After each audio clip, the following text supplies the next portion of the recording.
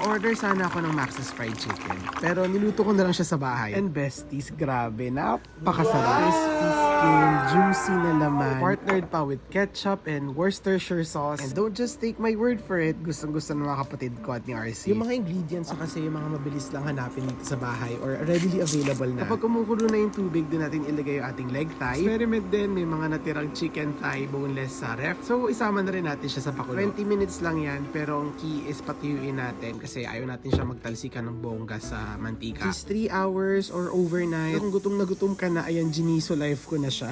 Pinatuyo ko naman yung akin half day, pero para sure na walang pitikan na yan. Habang tinutuyo pa, of course, na pinakabagay na kapares ng Max's Fried Chicken is of course kamote fries. So nagprito lang ako. And then ayan na, ilagay lang natin yung manok. 3 to 5 minutes on each side. I season my kamote fries with salt and pepper. Fried chicken on top of the kamote fries. Serve with ketchup and Worcestershire sauce. Just like that, may Max's Fried Chicken kuno ka na. Mukhang enjoy na enjoy naman ng mga kuya at ni RC. Bilis lang, di ba? Basta patuyuin nyo lang para iwas talsikan. Enjoy!